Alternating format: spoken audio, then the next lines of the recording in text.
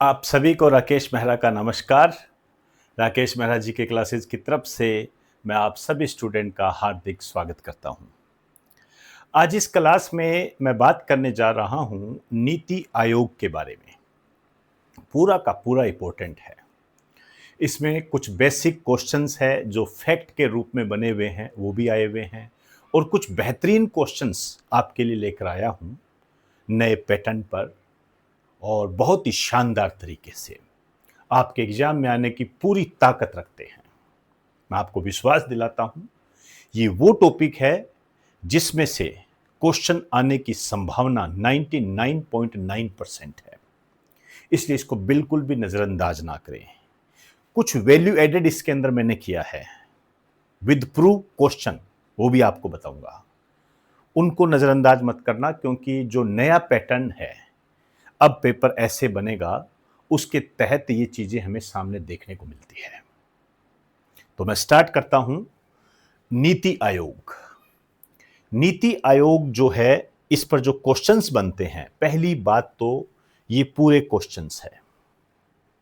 इसमें यहां तक ये क्वेश्चन पूछा गया है कि ये जो नीति है इसका पूरा नाम क्या है। इसका पूरा नाम है national institution for transforming India. National institution for transforming India इसका पूरा नाम है। इसको बिल्कुल भी नजरअंदाज ना करें, पूछा जाता है ये। इसकी जो स्थापना हुई थी 1 जनवरी 2015 को हुई थी, और इसकी जो स्थापना हुई थी ये कैबिनेट के कार्यकारी आदेश से हुई थी। कैबिनेट ने एक ऑर्डर जारी किया था, उससे हुई थी। इसका मतलब क्या निकला? ना तो इसके लिए कोई बिल पेश किया गया और ना ही इसका कोई संविधान में उल्लेख है। इसका मतलब क्या निकला? यह आपके सेकंड ग्रेड के अंदर आया हुआ है, कैबिनेट के कार्यकारी आदेश से। ऑप्शन में सेम यही था कि किस प्रकार हुई इसकी स्थापना। और यहां आपको ध्यान रखना है, ये नॉन कॉन्स्टिट्यूशनल बॉडी है। ये बहुत महत्वपूर्ण बात बताने जा रहा हूं आपको। नॉन कॉन्स्टिट्यूशनल बॉडी, गैर संवैधानिक निकाय, मतलब इसका संविधान में कोई उल्लेख नहीं है, यह ध्यान रखना। जैसे वित्त आयोग होता है, फाइनेंस कमीशन, आर्टिकल 280 उसका कॉन्स्टिट्यूशन में है। इसी तरीके से इलेक्शन कमीशन का कॉन्स्टिट्यूशन में है, लेकिन इसका कॉन्स्टिट्यूशन में कोई उल्लेख नहीं है। आप आसान भाषा में कहो तो ऐसे कह सकते हो, इसके लिए कोई आर्टिकल नहीं है। समझ में आई बात सारी? तो नॉन कॉन्स्टिट्यूशनल बॉडी है। और ये जो स्थापना हुई थी ये योजना आयोग के स्थान पर हुई थी। ये भी क्वेश्चन आया हुआ है, योजना आयोग के स्थान पर हुई थी। प्लानिंग कमीशन, पीसी बोलते थे इसको। ये जो योजना आयोग है, हल्की सी जानकारी इसके बारे में लिख लीजिए, ज्यादा जानने की आवश्यकता नहीं है। इसकी जो स्थापना हुई थी 1950 में हुई थी, और इसका जो अध्यक्ष होता है प्रधानमंत्री होता था। इसका पदेन अध्यक्ष बोलते थे, एक्स ऑफिशियो इंग्लिश में बोलते हैं। एक्स ऑफिशियो चेयरमैन मतलब पदेन अध्यक्ष। जो प्रधानमंत्री होगा वो इसका अध्यक्ष होगा। ये योजना आयोग है। प्लानिंग कमीशन के बारे में मैंने बताया आपको। इसका जो हेड ऑफिस है नई दिल्ली। इसका अध्यक्ष हमेशा प्रधानमंत्री होता है। आप इसको इस रूप में भी कह सकते हो, पदेन अध्यक्ष। इंग्लिश में इसको बोलते हैं ex officio president. Ex officio, इसका मतलब क्या होता है एक्स ऑफिशियो का? एक्स ऑफिशियो का मतलब यह होता है कि जो भारत का प्रधानमंत्री होगा वो इसका अध्यक्ष होगा, ऑटोमेटिक होगा, उसको अलग से बनाने की कोई आवश्यकता नहीं है। समझ में आ गई बात सारी? बहुत बार आता है ये। उपाध्यक्ष वर्तमान में जो है यह है अशोक कुमार लाहिड़ी। यहां आपको थोड़ा सचेत होना पड़ेगा। एक तो इसकी नियुक्ति प्रधानमंत्री करते हैं, और ये जो अशोक कुमार लाहिड़ी है ये अभी बने हैं। आपको ध्यान रखना है, ये नीति आयोग के चौथे अध्यक्ष है। पता नहीं मुझे ऐसा क्यों लग रहा है कि यहां पर आपसे क्वेश्चन इस तरीके से पूछा जाएगा कि नीति आयोग का अध्यक्ष कौन नहीं रहा। एक क्लास में मैंने इसके बारे में बताया भी था, तो मैं बता दूं ये चौथे अध्यक्ष है। इसका मतलब पहले 3 थे, आपको पता होना चाहिए। सबसे पहले बने थे अरविंद पनगडिया। अरविंद पनगडिया, टिक कर लीजिए इसको। सीधा पूछ लेते हैं, अरविंद पनगडिया नीति आयोग के पहले उपाध्यक्ष कौन थे? अरविंद पनगडिया। क्लियर। दूसरे नंबर पर जो बने थे राजीव कुमार। तीसरे नंबर पर बने सुमन बेरी। ध्यान रखना ये महिला नहीं है, ये पुरुष है, सुमन बेरी। ये 4 नाम आपके रच बच जाने चाहिए। मुझे ऐसा लगता है आपके इस तरीके से क्वेश्चन बनेगा, कौन नीति आयोग का उपाध्यक्ष नहीं रहा, तो 3 इसमें से दे देंगे, 1 अलग से दे देंगे। मुझे ऐसा लगता है, या क्रम पूछ ले तो यही क्रम है। यहां एक वैल्यू एडेड और करवाना चाहूंगा, वो भी बहुत महत्वपूर्ण है, रह चुका है। अरविंद पनगडिया जो है ये 16वें वित्त आयोग के अध्यक्ष भी है, president of 16 finance commission, president of 16 finance commission. ये बहुत ही इंपॉर्टेंट क्वेश्चन है अरविंद पनगडिया के संबंध में, बहुत इंपॉर्टेंट है ये। इनका संबंध राजस्थान से है, इस कारण से राजस्थान के एग्जाम में इससे संबंधित क्वेश्चन गाहे बगाहे पूछ लिए जाते हैं। तो ये हो गया। उपाध्यक्ष को जो दर्जा होता है ये कैबिनेट मंत्री का दर्जा प्राप्त होता है, और इसकी नियुक्ति जो होता है प्रधानमंत्री करते हैं। खैर ये इतनी ज्यादा जानने की आपको आवश्यकता नहीं है। इसके अंदर एक सीईओ है, CEO chief executive officer, Hindi में बोलते हैं मुख्य कार्यकारी अधिकारी। ये अनुराग जैन बने हैं, और ये अनुराग जैन जो बने हैं ये जुलाई 2026 से है। इसमें जो करंट की बात है वो इसके उपाध्यक्ष और सीईओ इनकी नियुक्ति है, जिसमें से जो उपाध्यक्ष है वो ज्यादा इंपॉर्टेंट है। ये अनुराग जैन है। सबसे पहली जो सीईओ थी, यदि बाई चांस आपसे पूछ ले, फर्स्ट सीईओ जो बनी थी ये थी, महिला थी, इसका नाम था सिंधु श्री खुल्लर। सिंधु श्री खुल्लर महिला थी। अब इसके मेंबर, सदस्यों को थोड़ा ध्यान से देखिए। इसके जो सदस्य होते हैं 4 पार्ट्स में डिवाइड है। एक तो परमानेंट है, एक नॉन परमानेंट है, एक एक्स ऑफिशियो मेंबर है, और एक है स्पेशल इनवाइट मेंबर। ये आपको ऐसे कैसे याद रखने हैं। स्थायी सदस्य जो होते हैं ये 5 होते हैं, 5 होंगे ये। अस्थायी सदस्य होते हैं 2, और पदेन सदस्य जो होते हैं ये 4 होते हैं, और ये जो 4 है ये मंत्री परिषद से आते हैं, मंत्री परिषद से आते हैं। ये मंत्री परिषद समझ गए? मंत्री परिषद मतलब मंत्रियों की एक परिषद होती है जिसमें कैबिनेट मंत्री भी होते हैं, राज्य मंत्री भी होते हैं, उप मंत्री होते हैं, उसकी अध्यक्षता प्रधानमंत्री करता है। मंत्री परिषद वो होते हैं, और इनको जो नॉमिनेट करता है, मनोनीत प्रधानमंत्री करता है, नॉमिनेट प्रधानमंत्री करता है। एक चीज यहां आपको बता दूं, ये क्या होते हैं, जो स्थायी सदस्य होते हैं ये किसी विशिष्ट कार्य में दक्ष होते हैं। मतलब इनका कोई स्पेशल जोन होता है, जैसे कोई पर्यावरणविद होगा, वो इस तरीके से होते हैं। और स्पेशल इनवाइट मेंबर में देखो ये कोई भी हो सकता है डोनाल्ड ट्रंप भी हो जाए, वो स्पेशल होंगे, विशेष होंगे ये। तो इन पर ज्यादा वैसे ध्यान मत दीजिए चाहे, लेकिन ये थोड़ा सा आपको ध्यान रखना है। स्थायी सदस्य 5 होते हैं, अस्थायी 2 होते हैं, पदेन सदस्य 4 होते हैं, विशेष आमंत्रित सदस्य 3 होते हैं। इस तरीके से आपने इसको ध्यान रखना है। नेक्स्ट, इसका उद्देश्य क्या है, पर्पज क्या है, आइए थोड़ा सा समझ लीजिए। इस पे क्वेश्चन भी आया हुआ है और अच्छा क्वेश्चन आया हुआ है। मैंने वैसे हिंदी में लिखा है लेकिन मैं इंग्लिश में आपको समझा दूंगा। अंतर क्षेत्रीय, इंटर रीजन, इंटर रीजन मतलब 2 क्षेत्रों के बीच में, कोई भी क्षेत्र हो सकता है। और अंतर विभागीय, इंटर डिपार्टमेंटल, अंतर विभागीय, इंटर डिपार्टमेंटल मतलब डिपार्टमेंट के बीच में जो मुद्दे होते हैं उनके बीच में यदि कोई प्रॉब्लम आ जाए, 2 क्षेत्रों के बीच में कोई प्रॉब्लम आ जाए, ठीक है ना, किसी क्षेत्र को लेकर दो राज्यों के मध्य कोई विवाद आ जाए, जैसे बेलगावी को लेकर महाराष्ट्र और कर्नाटक के बीच में विवाद है, जैसे कोई डिपार्टमेंट्स के बीच में मुद्दे विवादित हो जाए, कोई डिफेंस और वित्त में कोई प्रॉब्लम क्रिएट हो जाए, तो उनके समाधान के लिए, सॉल्यूशन के लिए एक मंच प्रदान करना, एक प्लेटफॉर्म प्रदान करना। क्लियर? दूसरा, राज्यों की सक्रिय भागीदारी। इसमें जो स्टेट्स होते हैं उनकी एक्टिव पार्टनरशिप होती है, एक्टिव पार्टनरशिप होती है, इसके अंदर भागीदारी होती है, के साथ साथ राष्ट्रीय विकास की प्राथमिकताओं का एक साझा दृष्टिकोण विकसित करना। मतलब देश के विकास के लिए, पूरे देश के विकास के लिए राज्यों को साथ में लिया जाता है ताकि हम देश को विकास कर सके, और एक साझा दृष्टिकोण मतलब एक कॉमन अप्रोच हम डेवलप कर सके, कॉमन अप्रोच पूरे देश के लिए, नेशनल के लिए। एक तरीके से आप इसको कह सकते हो कि ये जो है ये एक थिंक टैंक है। मतलब आप ये कह सकते हो नीति आयोग एक थिंक टैंक है।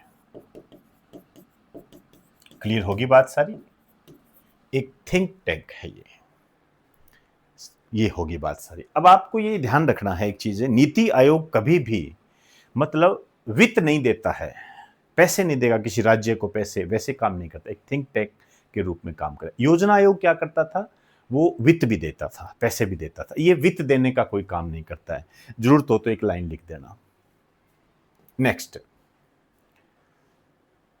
अब इसमें क्या क्या इंक्लूड है, क्या क्या चीजें आती हैं, ये मेरी नजर में मोस्ट इंपॉर्टेंट है क्योंकि इस पर क्वेश्चंस आ चुके हैं। क्या क्या शामिल है इसके अंदर, आइए बात करते हैं हम। देखो, एक तो इसके तहत ही नीति आयोग के द्वारा एक फ्लैगशिप कार्यक्रम चलाया गया है। फ्लैगशिप प्रोग्राम आप कह सकते हो नीति आयोग का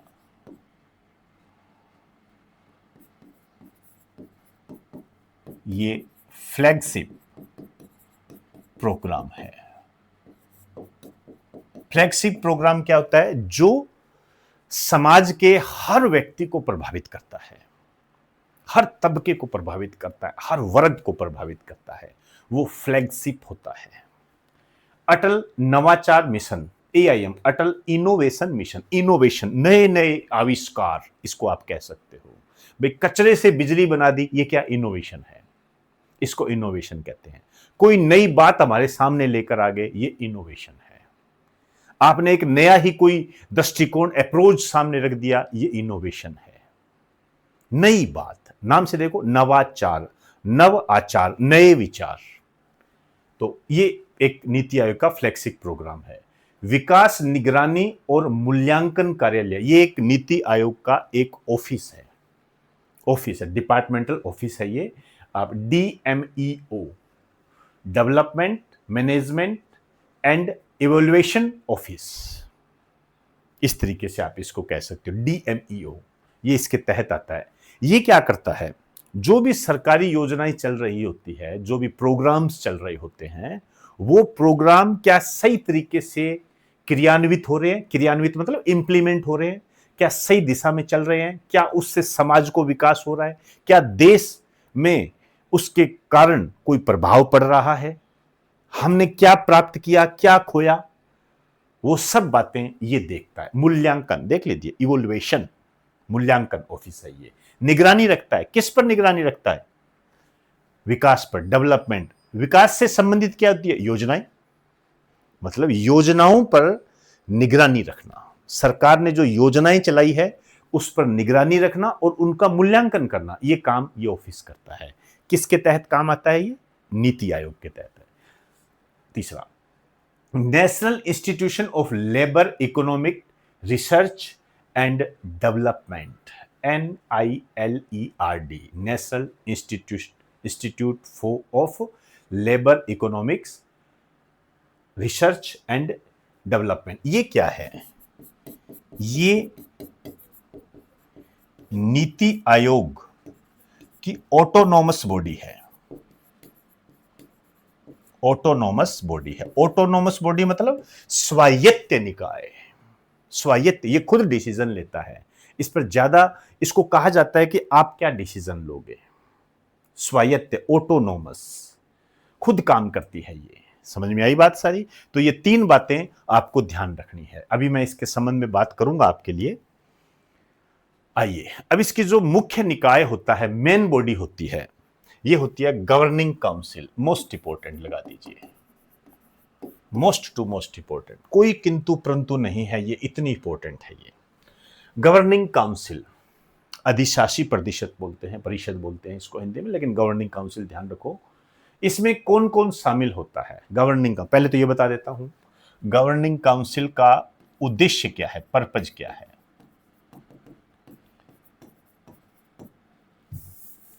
सहकारी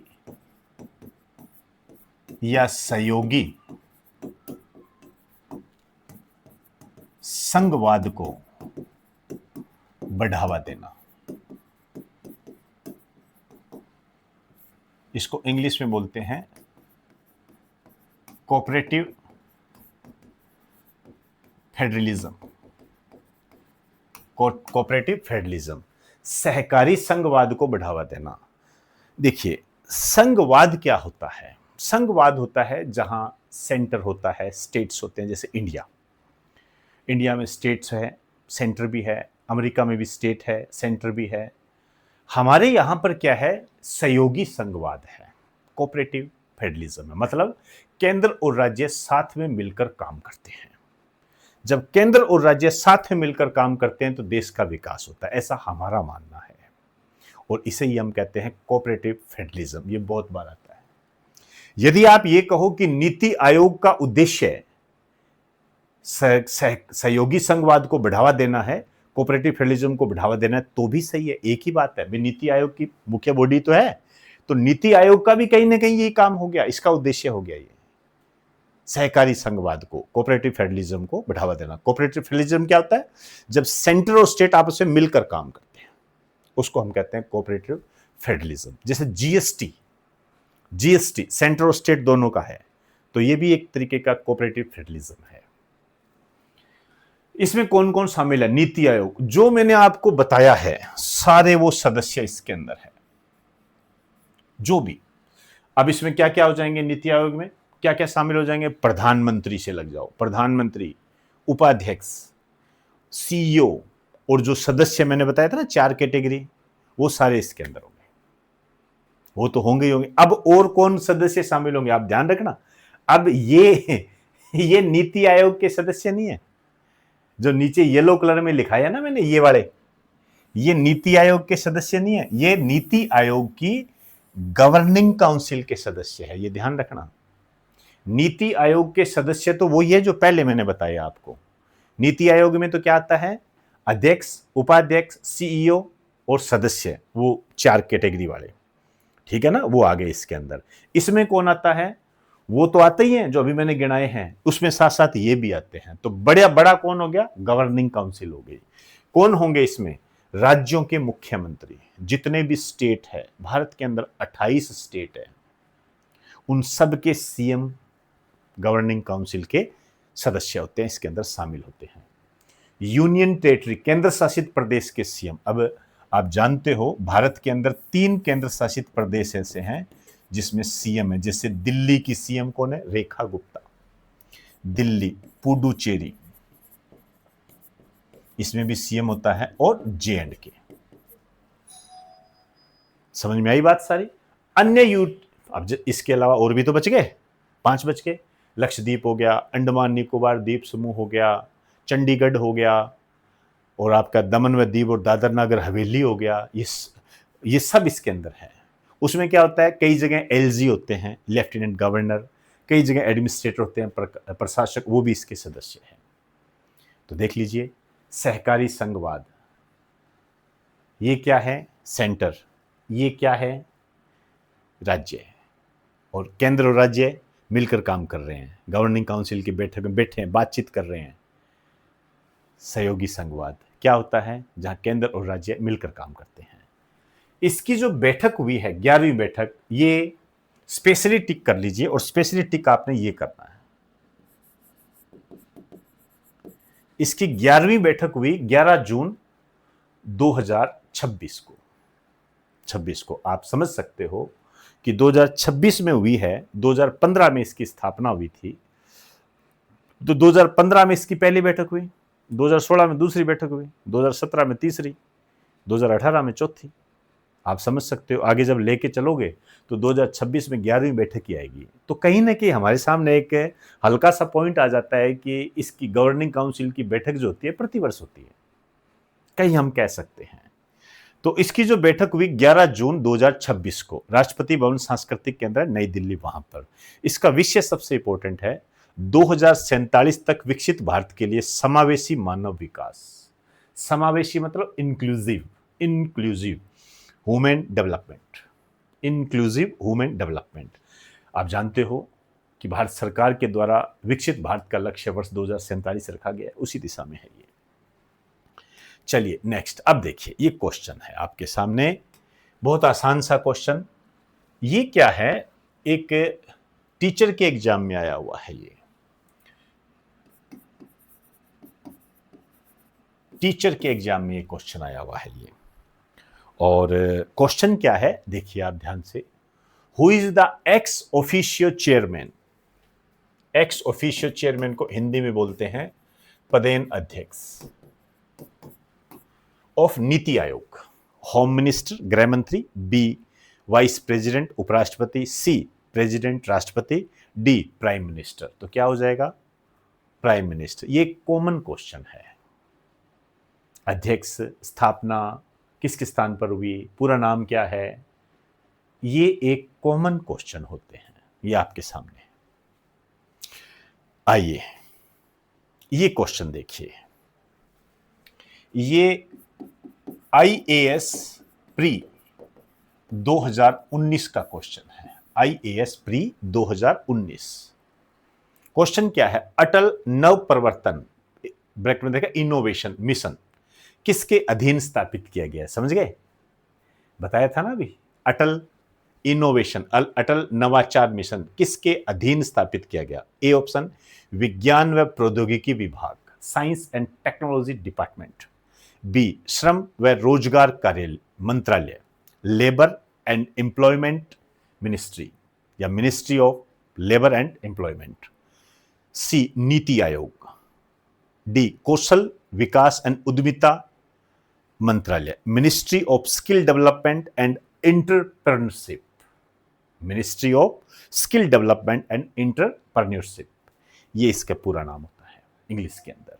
तो आप समझ गए होंगे क्या होगा इसका आंसर, नीति आयोग, अटल इनोवेशन मिशन इसके तहत। अब देखो इसी को आगे कैसे उलझाया, ये देखिए, ये आपका जो एग्जाम में आया हुआ है ये आरपीएससी का क्वेश्चन है, ये फर्स्ट ग्रेड का क्वेश्चन है, ये आरपीएससी ने फर्स्ट ग्रेड के एग्जाम में लिया था। ये बड़ा शानदार क्वेश्चन है, थोड़ा धुंधला है इसलिए मैं पढ़ के बता देता हूं, इंग्लिश और हिंदी दोनों में दिया है। निम्नलिखित में से कौन नीति आयोग का हिस्सा है, वही चीजें क्या दे रखा है, ए अटल नवाचार मिशन, अटल नवप्रवर्तन नियम, AIM अटल इनोवेशन मिशन, विकास निगरानी और मूल्यांकन कार्यालय, याद कीजिए अभी बताया था,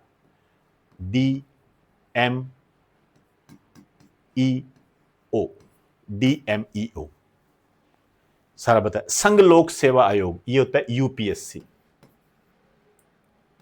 यूनियन पब्लिक सर्विस कमीशन, संघ लोक सेवा आयोग UPSC, D national institute of labour economics research and development, ये नीति आयोग की एक ऑटोनोमस बॉडी है, मैंने बताया था। तो इसमें कौन कौन हिस्सा, इससे कौन कौन से, ए हो जाएगा, बी हो जाएगा, संघ लोक सेवा आयोग नहीं है, इसका उल्लेख तो आर्टिकल 315 में दिया गया है।